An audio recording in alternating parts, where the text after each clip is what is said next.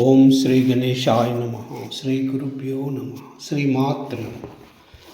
శివానంద లహరి శ్లోక 11.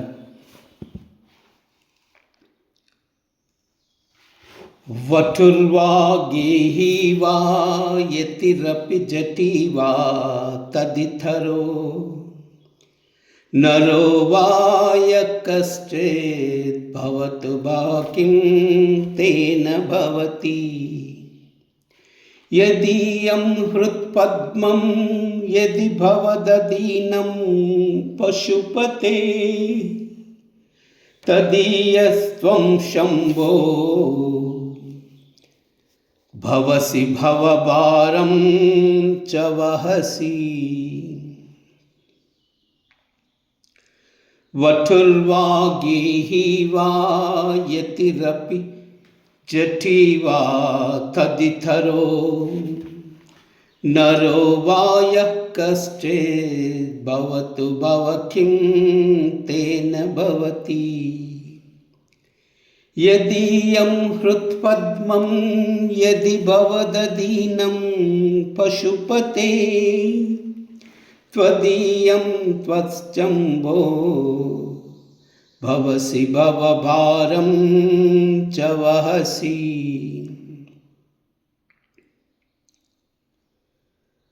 వటుర్వా గేహి వా యతిరపి జటి వా తదితరో నరో వా యః కశ్చిత్ భవతు భవకిం తేన భవతి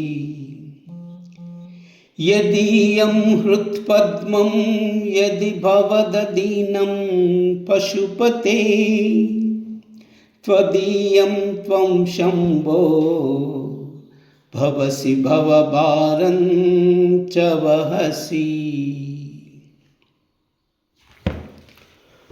ఓ సర్వేశ్వరా, బ్రహ్మచారి అయినా, గృహస్థుడైనా, వానప్రస్థుడైనా, సన్యాసి అయినా, బ్రాహ్మణుడైనా, తదితరుడైనా మునిగిపోయేది ఏముంది తండ్రి?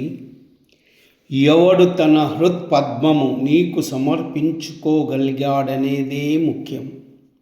ఆత్మ సమర్పణ చేసుకోగలవాడు అత్యంత ధన్యుడు, పూజ్యుడు. అతని యోగక్షేమాలు దదీనాలు. వాడి భవభారమంతా నువ్వే వహిస్తావు తండ్రి. ఓ శివా, నరుడు కాని, బ్రహ్మచారి కాని, గృహస్థుడు కాని, సన్యాసి కాని, జడధారి కాని, అతడి కంటే వేరు ప్రవృత్తి కలవాడు కాని, ఎవడో ఒకడు కాని, అందులో విశేషమేముంది తండ్రి? ఓ పశుపతి, ఓ శంభో, ఎవరి హృదయ పద్మము నీ యందు తర్పితము అవుతుందో నీవు వారి వాడవు అవుతావు. అంతేకాదు, వారి సంసార భారాన్ని అంతా నీపై వేసుకుంటావు. మానవుడు ఏ ఆశ్రమంలో ఉన్నా అతడు శివ పరాధీన చిత్తము కలవాడైతే అతని భారాన్ని అంతా శివుడే వహిస్తాడని భావం. ఓం నమః శివాయ. ఓం నమః శివాయ. ఓం నమః శివాయ.